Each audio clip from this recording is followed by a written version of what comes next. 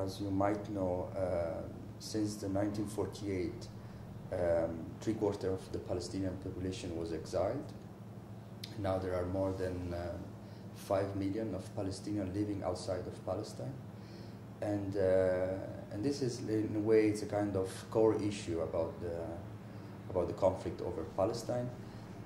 But it's also an aspect that is not really discussed at the moment. It's always, in a way, postponed, and it's always there, even though it's so in a way important and crucial for the whole Israeli-Palestinian conflict, but at the same time it's not really, in a way, at the center of the political agenda.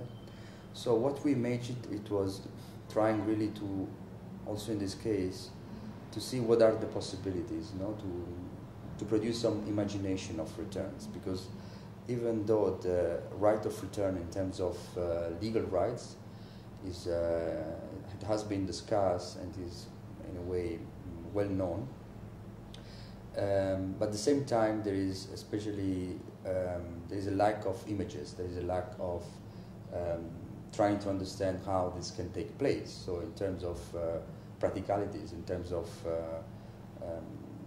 movement of people and spaces and cultural relation, this is, in a way, it's a conversation that is never really went to in details, and to see how this can really happen. And of course, in a way, starting from the fact that there are two main polarized way of narration of this possibility of Palestinians to return to Palestine, to the original places, that in a way are mirroring each other strangely, because in one way you have the main Israeli perspective that's in a way trying to narrate this possibility as the invasion of the Palestinians coming back and changing the demography of Israel. And the other way, then, there you have the main, let's say, Palestinian narration. There is also the idea that since the right is given, so you will have, you know, millions of Palestinians coming back to the original places. So we were starting really to look at different way of how Palestinians are, despite the fact they cannot come back, but a group of them, they're already coming back, and see what they are doing when they come back. And this is where we put the emphasis in terms of not only of course of rights, it's given in a way, but also in terms of rituals, so rights in terms of rituals of returns. So in the idea of what is their contemporary practice of return. So when they come back, in this case, the Palestinians that are internally displaced, what are their kind of activities, no? The contemporary activities. Because as I said before, in the main narration there is also from the Palestinians this kind of frozen idea that you come back to a place that was like in the 1948, and of course it's not the same, and also maybe you will not come back actually to just farm the land, because your contemporary life is much more different actually.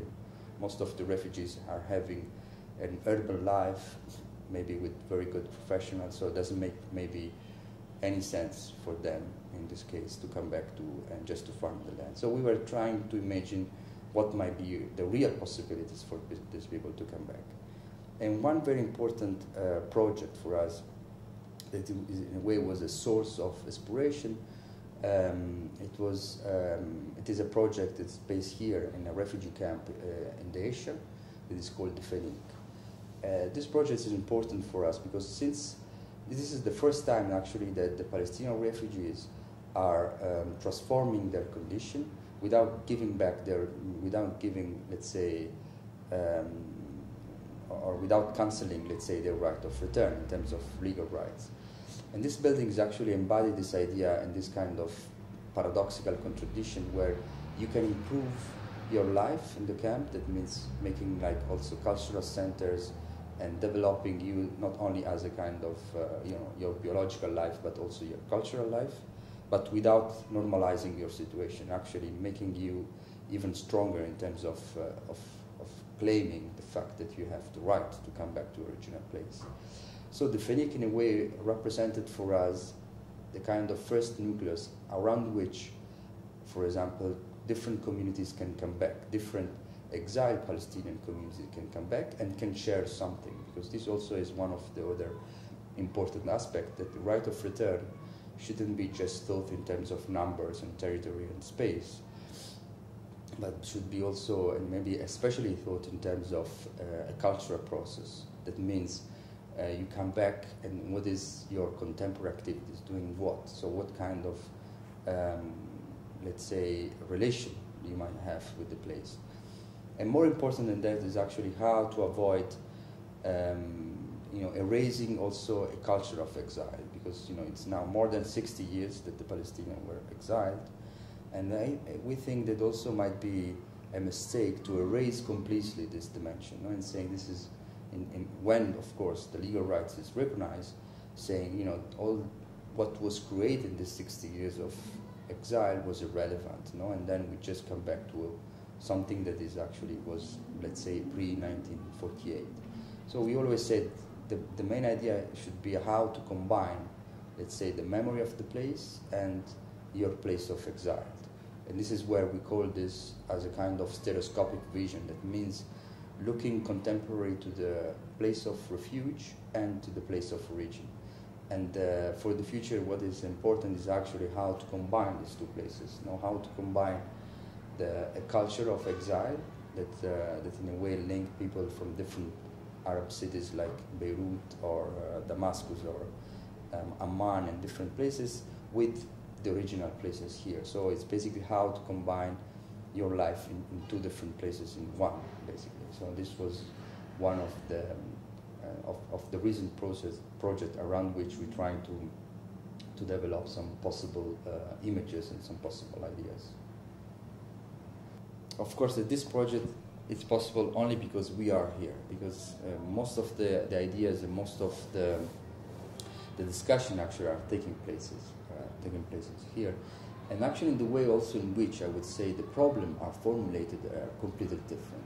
For example, what I think is radically different, that in a way we are not just criticizing, the construction of the wall or the colonization of Palestine, the ongoing colonization of Palestine, the ongoing expropriation of land, because this is, in a way, or the checkpoints, this is our reality, this is the reality that we're living in. What we feel that was in a way very important, it was also trying to, because we live here, also trying to give some imagination of how this place could be also different, so how, despite actually all this, things that is produced by the power, also how you can imagine something different, because otherwise, what is strangely, in a way that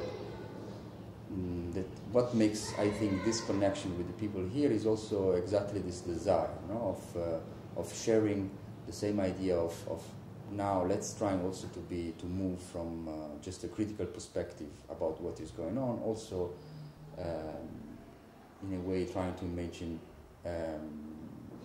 different futures, for example. And this is something that is sometimes very difficult for people that coming from abroad, that always is asking you things, and there is a kind of strange and perversion, is always always repeating the same thing, is always affirming maybe what people from outside would like to know, and would like to discuss. People here, of course, are experience every day the wall, every day the checkpoint. I mean, they don't need to discuss this again and again and again.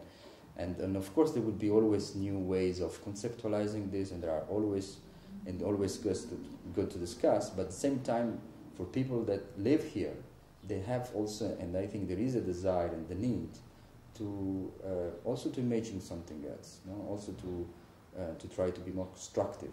And this doesn't mean that you will forget, of course, about the given situation. So I would say that the link is not just about how people are participating or how people are part of the project, but also I think how everything is inspired by what has been discussed here in a way. So I think it's totally internal in the way how the project is produced.